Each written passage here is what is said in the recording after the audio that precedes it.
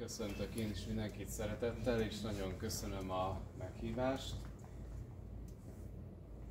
Egy hónap híja, hogy nem vagyok még 37 éves, de így is azt mondhatom, hogy 32 éve a házasság elkötelezett rajongója vagyok. Amikor kisgyerek voltam, az óvodában volt egy nagyon furcsa megfigyelésem. Azt figyeltem meg, hogy jönnek a gyerekek, hol az apukájukkal, hol az anyukájukkal, hol pedig mindketten velük vannak.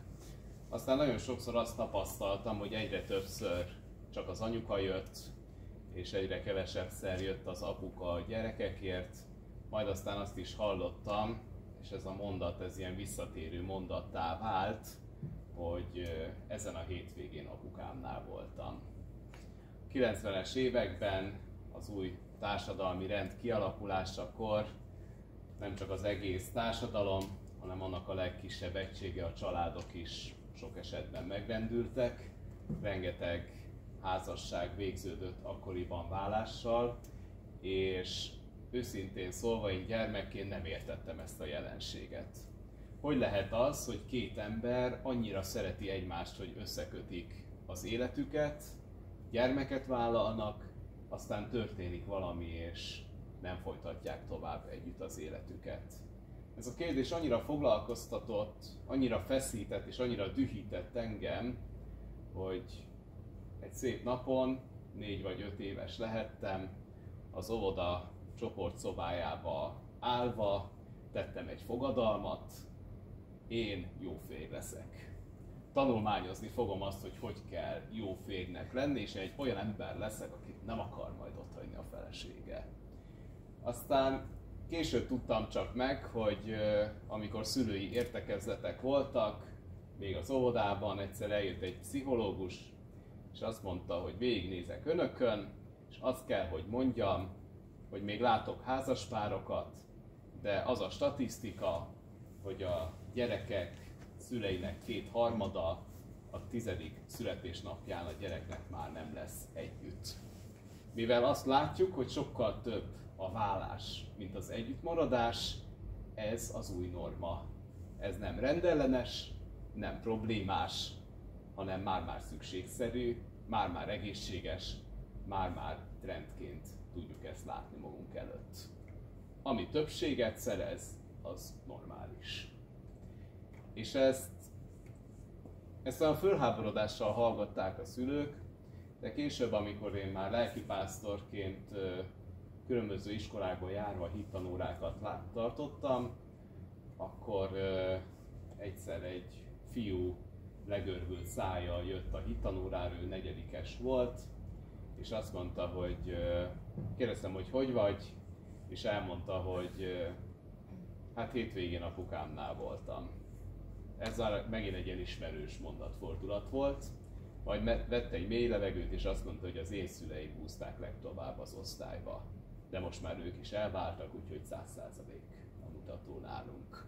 20-ból 20 gyerek szülei nincsenek együtt. És egyszerűen elkezdett feszíteni az egész újra, hogy mi történik. Mi történik a házasságokkal. Hiszen adott két ember, akik egymásba szeretnek, akik szenvedélyesen egymásba szeretnek, akik rajonganak egymásért, akik álmokat dédelgetnek, akik egy talicska pénzt elköltenek arra, hogy összekössék az életüket, legyünk őszinték, és történik valami, és már nincsenek együtt. És én azon kezdtem el gondolkodni, hogy mi a baj az elköteleződésünkkel, meg mi történik a szeretetünkkel útközben. És most már, hogy lassan 1 éve házas vagyok, egy teljesen másik perspektívából látom ezt az egészet, és a feleségemtől megtanultam egy nagyon fontos dolgot. Mitől más a házasság, mint bármelyik másik emberi kapcsolatunk? És ez a válasz, ez nagyon egyszerű, az előadásom címe, hogy a házasság nem más, mint radikális elköteleződés a teljes elfogadásra. Ezt szeretném majd picit kibontani, és akkor nézzük az első diát. 1987-ben egy Robert Sternberg nevű pszichológus előállt egy modellel arról, hogy mi is a szerelem. A szerelmi háromszög elméletét rakta ő össze, és arról beszélt, hogy a beteljesült és boldog szerelemnek 3 összetevője van: az elköteleződés, az intimitás és a szenvedély. Az a fajta stabilitás, az a fajta erős kapcsolódás, hogy 2 ember ki tudja mondani a társadalom előtt, a törvény előtt, és magunk között mondjuk ki tudjuk talán mondani Isten előtt is, hogy mi egymásra igent mondunk. Talán emlékszünk arra a pillanatra, amikor ott álltunk abba a házasságkötő teremben, vagy az irodába, velünk szembe a nemzeti szallagot viselő anyakönyvvezető, és megkérdezte, hogy kijelenti-e, hogy az ön mellett álló személlyel össze akarja kötni az életét, és ezt hallható módon határozottan válaszoljon erre a kérdésre. Hát én olyan hangosan mondtam, ahogy csak tudtam, hogy félre ne értse valaki, hogy mi van? Olá, persze, igen. Jó hangos, életem leghangosabb igenje volt. És aztán érdekes volt, mert elkezdett dobogni a torkomba a szívem, hogy most jön a feleségem. És őt is megkérdezte az anyakönyvvezető, és kimondta, és ez egy tűzijáték volt, hogy akkor ez eldőlt. Már lehet visszacsinálni, mert házasok vagyunk, tehát ez már ások a nagy harang, és ez fantasztikus volt. Felszabadító volt, biztonságos volt, olyan volt, mint átérni egy függőhídon. Én nekem nagy tériszonyom van, szóval ez egy találó hasonlat. Alattam a mélység, néha nézem ezeket a videókat, amikor ilyen ázsiai országokban ilyen üveghirakat csinálnak, alattuk ilyen, nem tudom, 3000 méteres mélység, és nem megyek át biztosan. Hát körülbelül egy ilyen érzés átérni. Átértünk, és ott vagyunk együtt. Megcsináltuk, összekötöttük, még csináltunk ilyen fotót is az anyakönyvi kivonattal, amit amikor a politikusok így aláírják a megállapodást, megfogtuk, nem jó volt. Mert ez tényleg egy nagy pillanat volt, hogy összekötöttük, megcsináltuk. Aztán ott van az intimitás, hogy van egy nagyon mély, bizalmas kötődés egymáshoz. Egy olyan őszinte légkör, amiben meg tudok nyílni, és meg tudok pihenni. Nagyon-nagyon fontos. És legyünk őszinték, nagyon-nagyon fontos a házasságban a testi vágy is.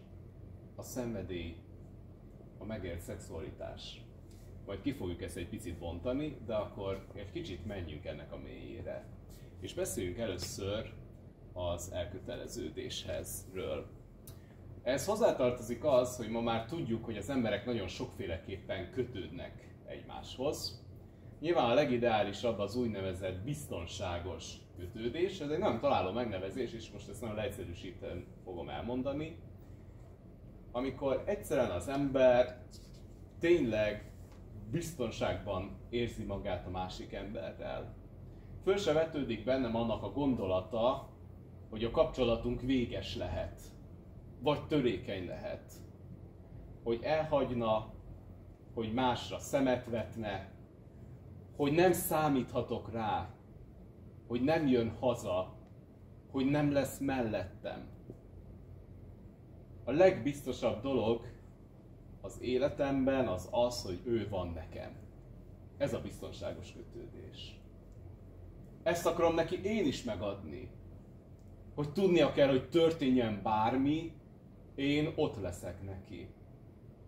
Ha beteg lesz, ha boldogtalan lesz, ha erőtlen lesz, ha bajba kerül, ha börtönbe zárják, ha vádaskodásokkal kell szembenéznie, ha nem lesz sikeres a munkahelyén, ha nem lesz pénzünk, nem tud olyan helyzet előállni, hogy én ne legyek mellett, és ezt neki tudnia kell.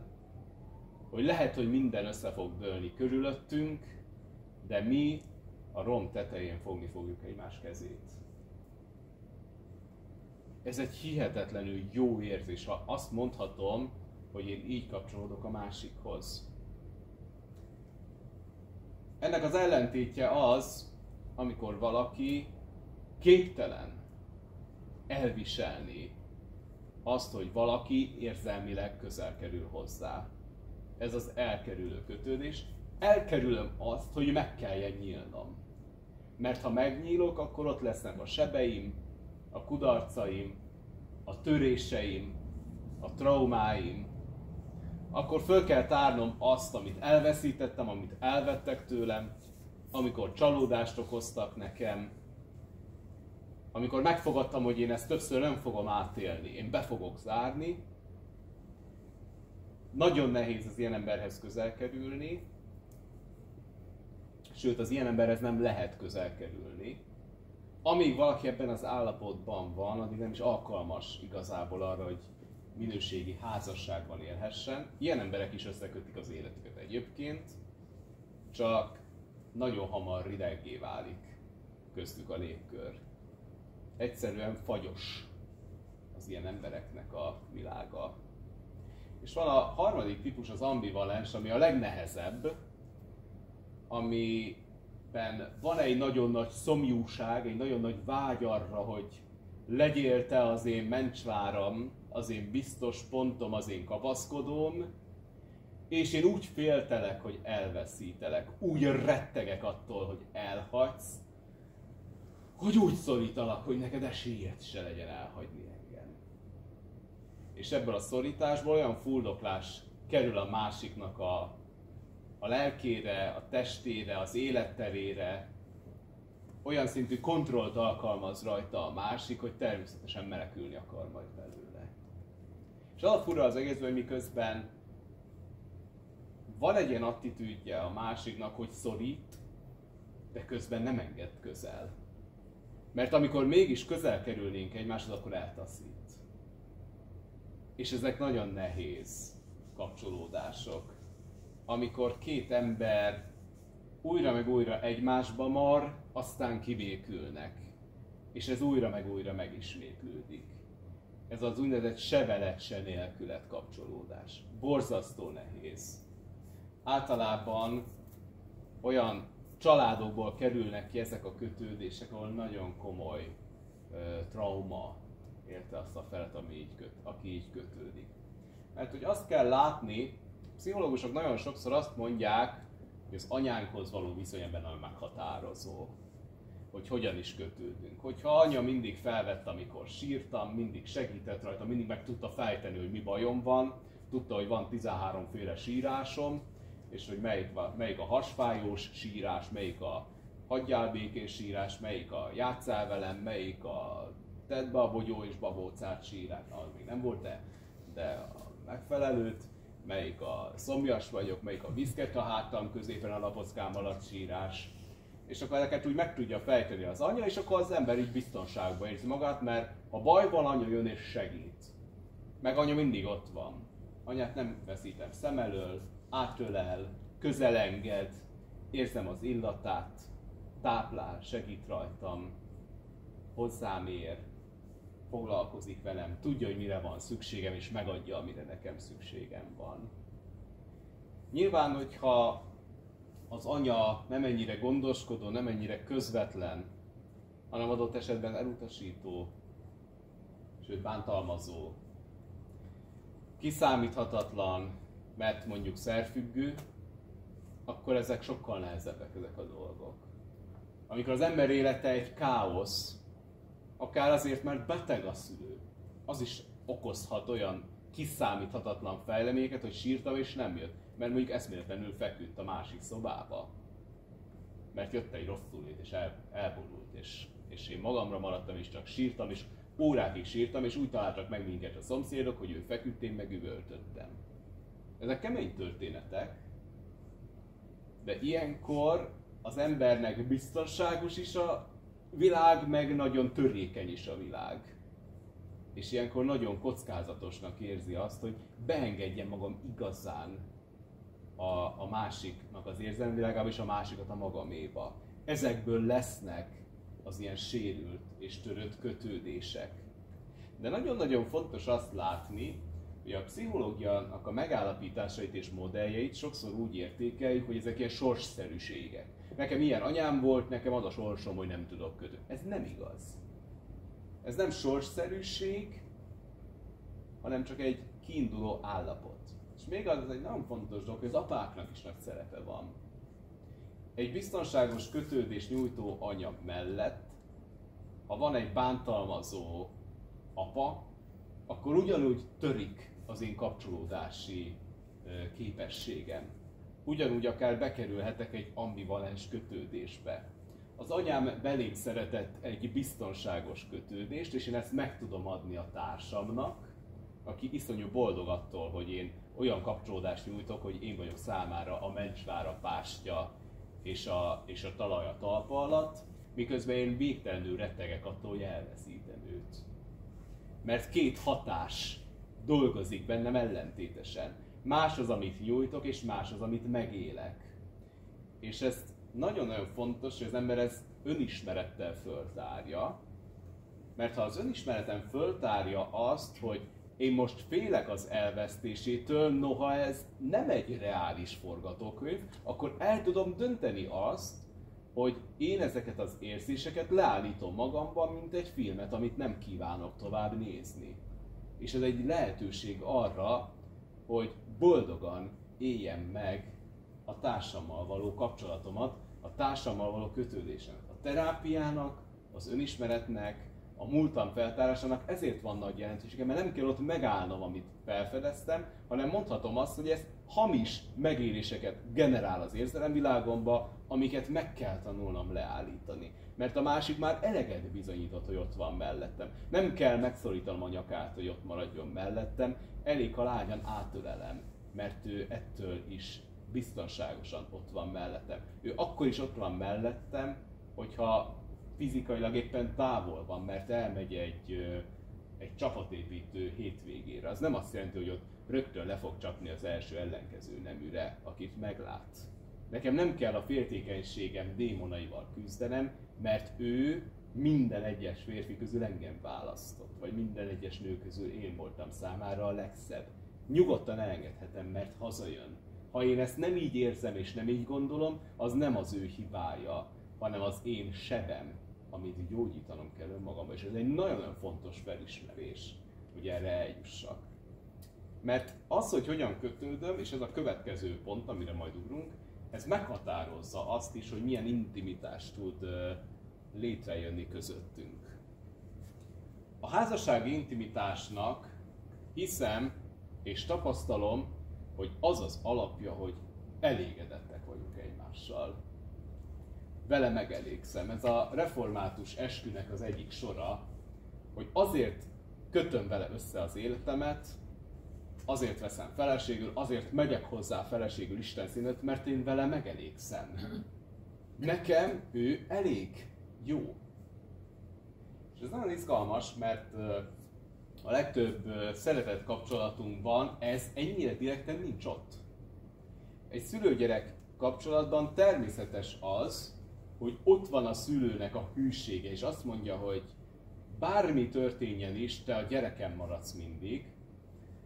Ezt egyszer egy apától kérdezték meg, akinek a amerikai történet, akinek a sorozatgyilkos fia éppen a halálos ítéletre várt, és akit az apja minden egyes lehetséges alkalommal, amilyen sűrűn csak lehetett kapcsolatot tartani, meglátogatott a börtönbe. És megkérdezték tőle az újságírók, hogy még mindig hisz az ártatlanságában?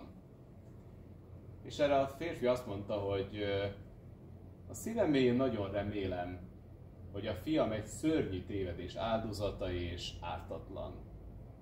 De ha nem ártatlan, akkor is a gyerekem, én akkor is az apja vagyok. És amíg él, szeretni fogom. És ha meghal, akkor gyászolni fogom. Ez a szülőség hűség eleme. De a szülőségben ott van az elvárás elem is. Ezért tudjuk nevelni a gyerekeinket, mert azt mondjuk neki, hogy nem azért szeretlek, mert képes vagy rá, de elvárom, hogy megugord, mert képes vagy rá, és jó neked, ha megugrod. Tök jó, hogy kúszol. A következő az lesz, hogy felállsz. Nagyszerű, hogy felállsz, a következő az lesz, hogy lépni fogsz. Nagyszerű, hogy lépsz, majd megtanulod nyújtott térd után hajlított térdre is ezt az egészet. És mindig van egy következő, mindig tovább visszük őt az oktatási rendszerben, és nem várjuk el tőle, hogy megugorja ő a következő szintet. De érzékeltetjük vele, hogy bízunk benne, hogy képes lesz rá. Hogy ki fogja futni azt a tehetséget, ami benne van. És mindig egy picit adunk neki egy feladatot, amit lábújhegyre érve el tud érni. Mert ettől fogja megtapasztalni ezeken a sikerélményeken keresztül, hogy többre képes. De közben ő lehet, hogy úgy éli meg, hogy ha én ezt nem ugranám meg, akkor apa-anya végtelenül csalódna bennem, és talán nem szeretne úgy, mint a testvéremet, aki megugorja. Ez egy létező szorongás a gyerekekben.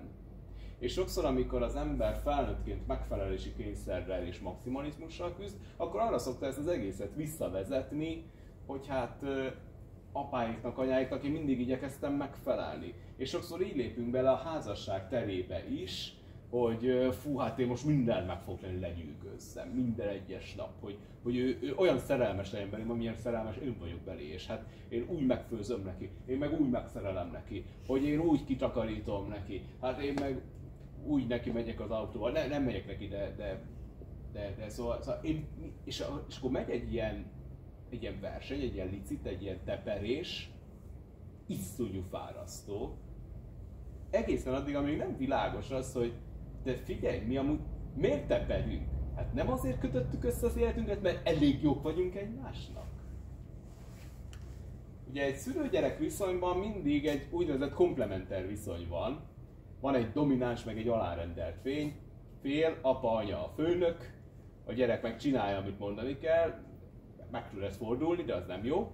Tehát azt le kell sportolni, hogy a gyerek az érezze azt, hogy ha apa, anya azt mondja, akkor menni kell aludni.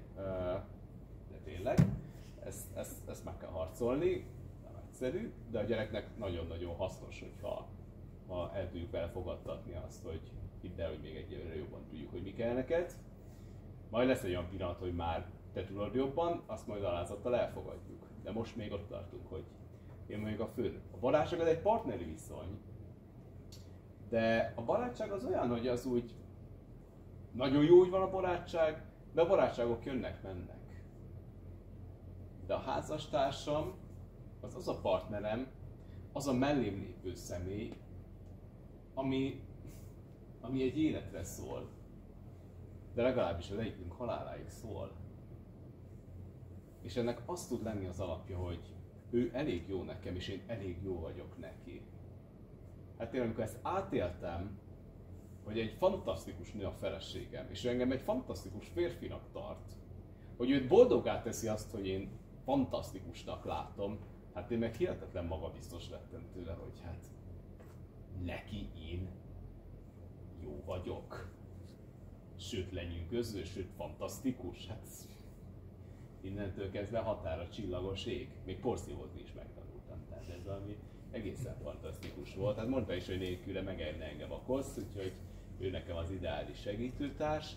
De tényleg, tehát olyan dolgok történtek, hogy csodálatos, és egy hihetetlenül jó dolog az, hogy lehet, hogy elégedetlen velem az anyám, lehet, hogy elégedetlen velem a főnököm, lehet, hogy elégedetlen velem a szomszédom, a munkatársam, a boltos, a benzinkutas, de van egy ember, aki biztos, hogy elégedett velem, és az a társam.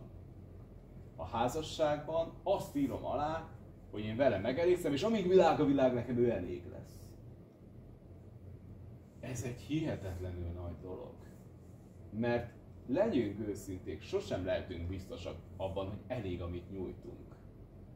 A munkahelyemen biztos lehetek benne, hogy engem választanak a pozícióra, és nem azt, aki jobban teper, vagy nem tudom. Vagy azt a fiatalt, aki most megjelent és ismeri az új trendeket. Hát ez egy tök nagy kockázat, hogy én alul maradok a versenyben.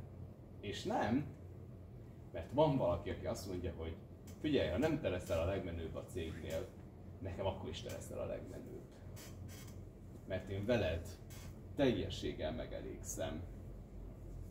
És ez egy nagyon-nagyon nagy támogatás az életben. Menjünk tovább. A bizalom köreiről lehet, hogy nagyon soknak egy film jut eszébe, a Helyedre ütök, amiben leendő apósa éppen házasságra jelentkező vőlegényt beavatja az elméletébe, hogy akkor fogja a családba befogadni, hogyha nem esik ki a bizalom köreiből. De ezt az elméletet írásban talán először Eric Berne, lengyel származású kanadai pszichiáter orvos fektette le, mikor az Emberi Játszmák című elméletét leírta egy könyvbe, és ennek a bevezetőjében írt arról, hogy hogyan is működik a bizalom. Kicsit merész, hogy tőle idézek, mert ez az ember háromszor is elvált élete során, de a bizalomról valamit nagyon-nagyon jól tudott. Az utolsó házasság amúgy 3 évig tart. De végül is még halál előtt elváltak. Na, de nem ez a lényeg, hanem amit mondott erről az egészről, hogy azt mondta, hogy a bizalom azt úgy kell elképzelni, hogy ilyen koncentrikus köröket rajzolnánk, amit ugyanaz a középpontja, csak különböző a sugara. Azt hiszem így volt ez matek órán. Abban nem voltam jó, de erre emlékszem. Na, és a lényeg az, hogy aki a külső körön van, abba kevésbé bízunk, kevésbé fontos, kevésbé tud megbántani, és kevésbé szeretném, hogy egymáshoz éljünk. Akivel úgymond köszönő viszonyban vagyunk. Amúgy rosszul esik, ha nem köszön vissza, de ha hátba vágna és megkérdezi, hogy vagy édes öregem, akkor az viszont nagyon kellemetlen lenne. Úgy érzem, hogy belépett valami, amiben nincs neki helye. Aztán vannak azok a kollégák, akikkel olyan szinten vagyunk, hogy nem tudom milyen készfogás, pusziszkodás, nem tudom, így belefér, amikor találkozunk reggel a munkahelyen. Ez úgy megvan. És ez még így jól is esik, hogy kezet rázunk, elkezdjük. Nyilván, hogyha ő is elkezdene ölelgetni, és elmondja, úgy örülök, hallottam, hogy házasságot közel, gyere ide, de fantasztikus vagy, öregem, már csodálatos, az már nyilván sok lenne, kellemetlen lenne, leizzadnánk.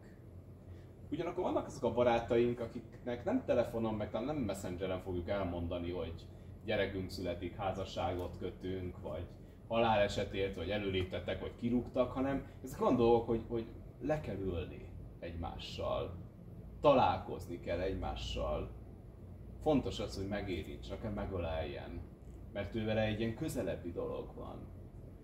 Na hát kezdünk arra szólni már család felé, ahol tényleg megfogjuk egymás kezét és az erőt ad. És ennek nyilván a legbelsőbb, legintimebb, legbizalmibb állapot az nyilván a szexualitás. Tehát a bizalom csúcsa az a házasság, és a házasság beteljesedése a testi együttlétben.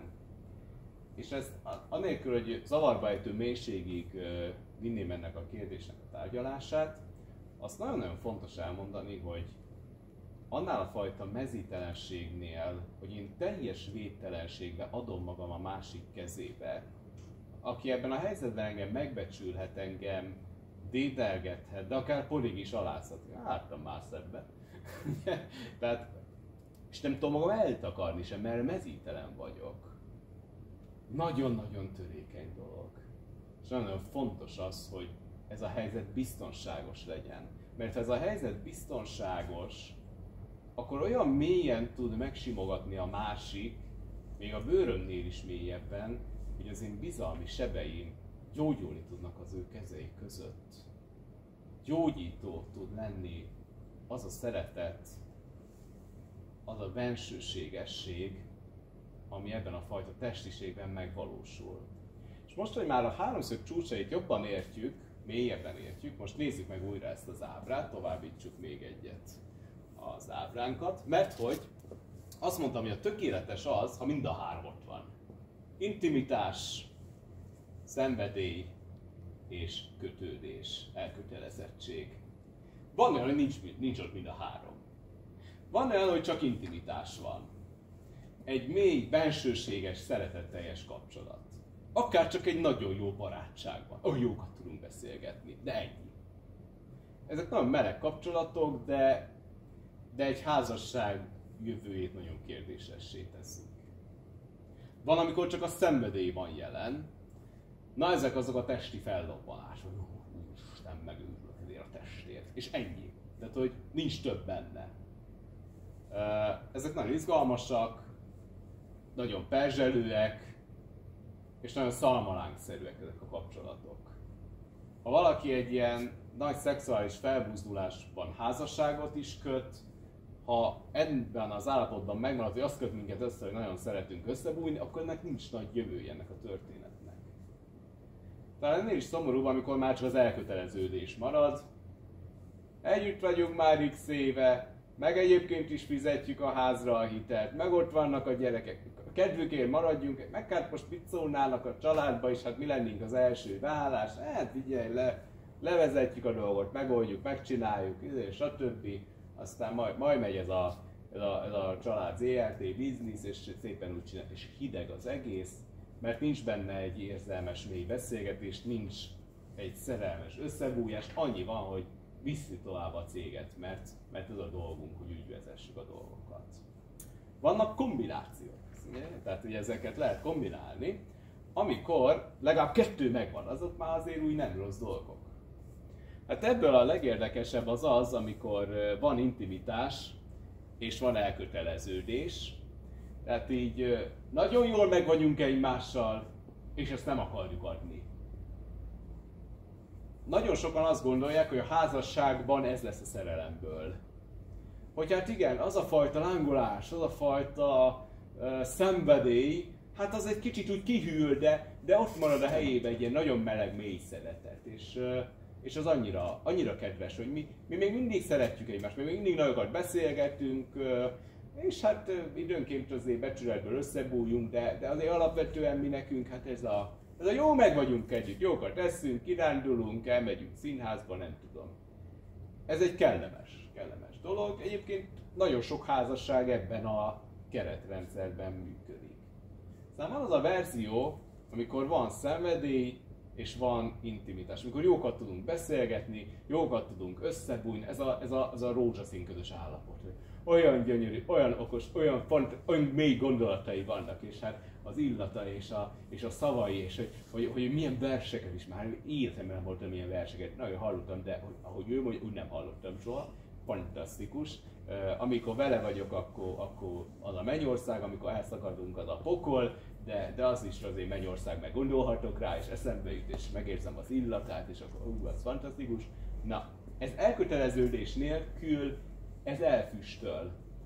Hát ez az, amikor nagyobb a füstje, mint a lángja. Nagyon szépen beleugranak ezek az emberek a házasságba, de aztán vagy az intimitás, vagy a szenvedély elpárolog, és akkor lesz belőle vagy barátság, vagy így ilyen lelketlen szex, ami aztán úgy elhagyja magát. Nem biztonságos ez.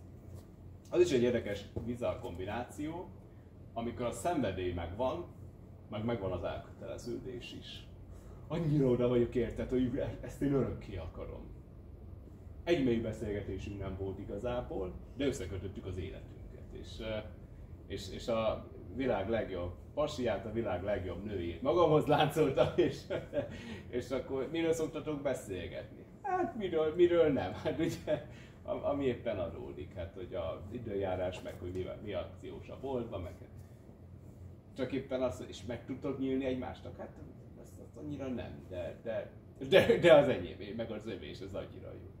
Na, ez se annyira ideális dolog. Érezzük azt, hogy kéne mind a három bele, és ez egy diagnosztikai kérdés, hogy a saját házasságomat hogy látom ezekből a tényezőkből, hogyan állnak össze.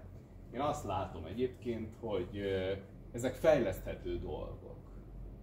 Tehát egyszerűen, ha azt érzem, hogy hiányzik az intimitás, akkor törekedni kell, hogy beszélgessünk. Ma már vannak olyan kártyacsomagok, lehet venni könyvesboltba, hogy beszélgetésindító kártyák pároknak, nagyon ilyen hangzik, együtt vagyunk nem tudom hány éve, nem tudunk beszélgetni, de olyan jó kérdések vannak, mi amikor együtt jártunk a feleségemmel, akkor eljátszottunk egy ilyen kártyacsomagot, és olyan jókat beszélgettünk, és nagyon erősítette az ismerkedésünket, nagyon jó volt ezekkel a kártyákkal játszani, órákig hihetetlenül mélyen tudtunk beszélgetni. Szóval van erre is segítség. Nyilván, hogyha kiveszik az elköteleződés, a kapcsolódásnak a dolga, az egyik legnehezebb dolog, mert valószínűleg terápiás segítségre van szükség, mert ott valószínűleg oda mélyre kell ásni, hogy a mi kötődésünk az hol törhetett össze, miért nem mehetett akár olyan mélyre, mint amilyen mélyre mehetett volna. A testi kérdés az egy nagyon érdekes dolog, hogy azt olvastam egy szerzőnél, hogy a szerelem sokan azt gondolják, hogy ez elmúlik, mert hogy összekötöttük az életünket, megszülettek a gyerekek, csináljuk a dolgunkat, aztán hát ez a lángolás ez úgy alánk hagyott. Meg hát a testünk is úgy változik, kevésbé ugye a korral haladva, kevésbé vágyunk ezekre a dolgokra. De az érdekes az egészben, hogy azt fedezték fel, hogy akiben már egyszer beleszerelmesedtem, és szerencsés esetben össze is kötöttem vele az életemet, abba újra bele lehet szerelmesedni. Újra megtetszhet nekem, és akkor bizony újra meg fellobban a testi vágy is. És ez nagyon izgalmas. Nyilván azok a házasságok nehezen menthetők, ahol sose volt igazi szeretet. De ahol megvolt a szeretet, az egy újraérezhető dolog. És ezzel szeretném lezárni egy igével. Nekünk ez volt a házasságkötésünk igéje, János 13-ból, hogy Jézus ezt mondja, hogy új parancsolatot adok nektek, hogy egymást szeressétek, amint én szerettelek titeket, ti is úgy szeressétek egymást. Arról ismeri meg mindenki, hogy az én tanítványaim vagytok, ha egymást szeretitek. Bennünk ez az érzés volt, hogy úgy szeretni egymást, hogy Isten szeret bennünket. Ezt nekünk úgy magyarázta az eskető lelkipásztor, hogy azért tudjátok igazán szeretni egymást, mert a legmélyebb szeretet forrása Isten. És ez a forrás kimeríthetetlen. És ez a forráshoz lehet járulni. És ha ez a forráshoz járultok, akkor a ti szeretetetek, a ti elköteleződésetek, a ti elfogadásotok valódi, mély és kikezdhetetlen lesz. Mi a feleségemmel tudunk együtt imádkozni, tudunk együtt Bibliát olvasni, tudunk mélyen beszélgetni, megbékélni, megélni a szenvedélyt, és megélni annak az örömét, hogy egymáshoz tartozhatunk. És azt gondolom, hogy ez egy nagy ajándék, és ha ezeknek a jegyeit fel tudjuk fedezni az életünkbe, akkor van miért hálásnak lennünk. Nagyon szépen köszönöm a figyelmet, és ha vannak kérdések, akkor